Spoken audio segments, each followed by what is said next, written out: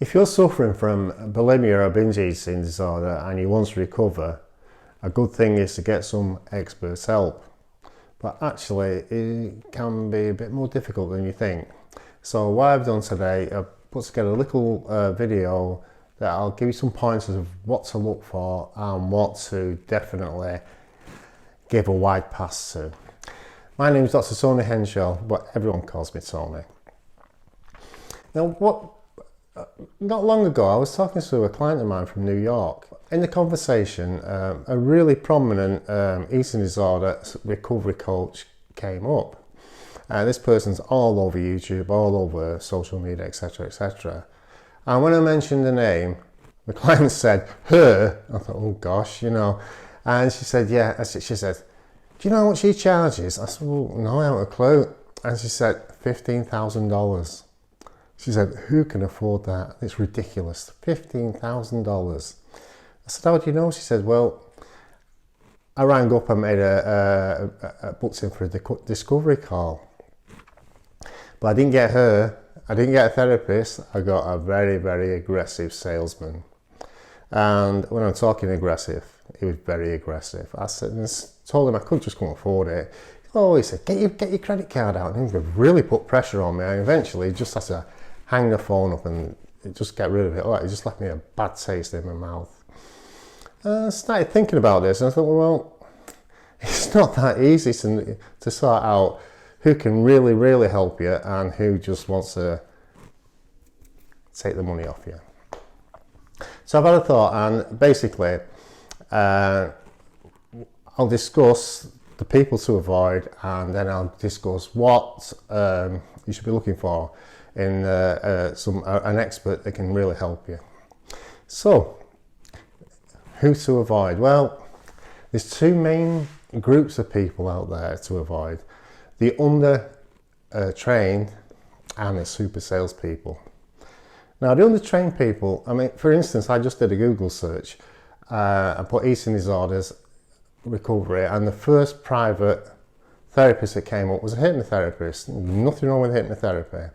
But when you look on the website, she treated 70 different conditions in alphabetical order, everything from anxiety to workplace stress. Which is fine, but she also put down she treated bulimia, binge eating, and eating disorders.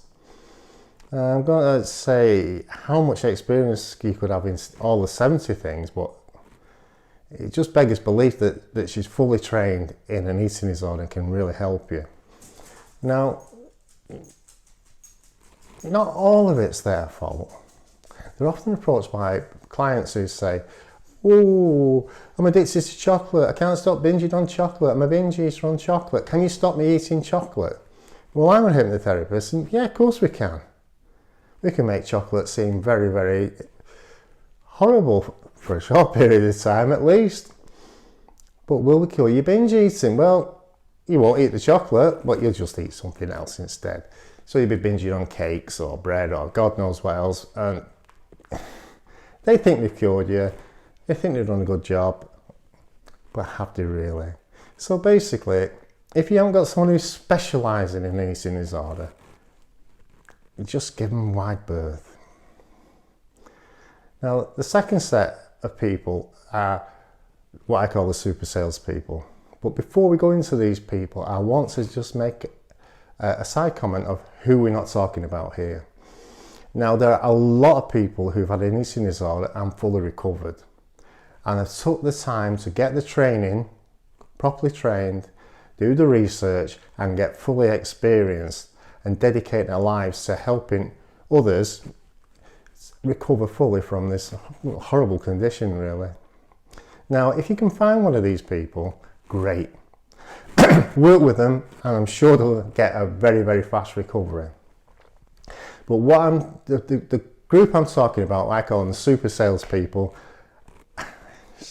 they sort of look like that sort of person, but they're definitely not. And you know the type. They're usually headed up by some very attractive young woman who had a terrible eating disorder, so she claims, and she tried everything and finally she fully recovered herself, and life is so nice now that she really wants to pass her secret on to everybody else so they can all have a lovely life too. At a price, naturally. Some red flags.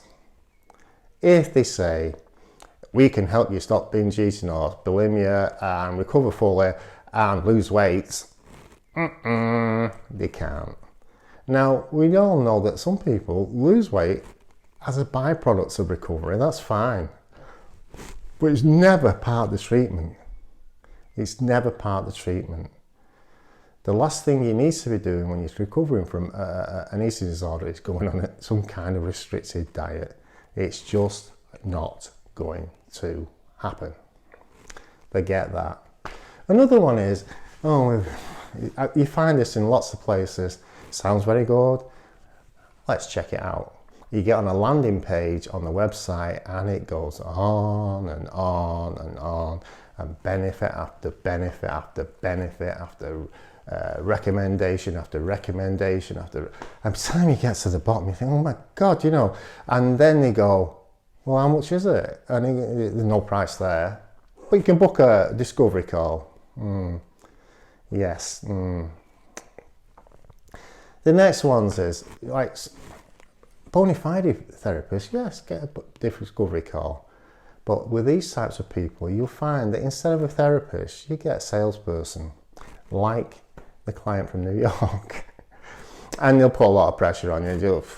If you get a salesperson, just put the phone down. It might feel rude to you, but they're going to be rude. They are people who are being rude. They're taking advantage of you, really. And when you say things like, you will get access to a Facebook community worth $300. Really? Where did they get the $300 from? It's just a sales gimmick. It tells you a lot about these organisations. Just move on. And the final one is the lifestyle, isn't it? Look at me. I'm so cute. I'm so slim. I'm so rich. I used to be like you, but come and get recovered, and you can be like me. Well, now, when I'm taking a mickey out of things like this, it sounds so obvious, but you got to remember, these people are good at what they do. They're salespeople, and they're good at selling, so it's very easy to get sucked in. Just please don't. So that's what not to do. So what should you be looking for for someone to help you recover from your eating disorder? Well, the first thing to remember is these are very complex conditions, and they need a very complex solution.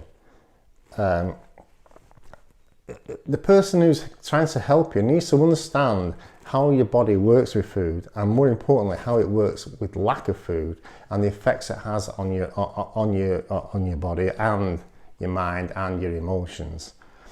They have to be able to work with your thinking styles, so they can give you a few skills to think a little bit differently about things, so you're not getting obsessed. And they always have to bolster your emotional resilience. Now, a therapist who can do these three things is a good therapist, but it will take a long while for them to get trained, and even longer for them to get properly experienced. But these are the sort of people you should be looking for. You need an expert help. You're paying, get an expert. Rules of thumb. Now, I can't tell you, people become experts from lots of different backgrounds, but here's some rules of thumb to look for. Number one is they specialise in eating disorders, full stop. Not another 70 different conditions what they can do. Believe you me, if you're specialising in eating disorders, you've got your hands full and you need all your focus on this one area. They're both well trained and well experienced. And this should be very easy for you to find out, because it should be there on the About page, bang into the middle of their website. You shouldn't have to do any research on it. It should be there, and it should, give you links to the organisations where they're from. And the price of the treatment should be on the website, so you know straight away. That's my little dog, he's very angry. Another thing that should be on the website is the price. You need to know this, and you need to know it up front, so you can see if it falls in your budget. You might have to stretch a bit, but at least you know where you're starting from. And this should also be up front on the website. And the next place to look is look at the program they're offering. It should be outlined, it should be easy to follow, and it must have the following elements. It must have an aspect of nutritional rehabilitation. If they're not talking about food and how to rehabilitate yourself and get a better relationship with food, they're not talking about recovery. You can't recover unless you improve this relationship you have with food. They must be able to work with you as an individual. We're all different. We all bring different issues to the therapy room. An expert will be able to work with you and spend time on the areas where you need it and not waste your time on areas where you don't. It's not like you're going through A, B, C, D, E. You're going, oh, here's a problem, let's work on that. And it should be flexible. Right? You might have some rough frameworks in there, but they should be flexible, easy to follow rules. So, you know, like things like eat a breakfast. Well, it doesn't say what to eat, it doesn't say what time, eat breakfast. Things like that are like a bit of an indication the person knows what he's talking about. They must also include skill building to reduce your stress and build up your emotional resilience. It must be part of the program so you can fully recover. And finally, we're looking for a therapist here and not a long-term friend. We want to assess progress, and we're looking at a 6-session maximum before we review where we've got to. Now, I'm hoping most of you will be well on the way or completely recovered in 6 sessions, but it's not an ongoing thing. It's not something that lasts years, and a good therapist will make sure you're better by that time.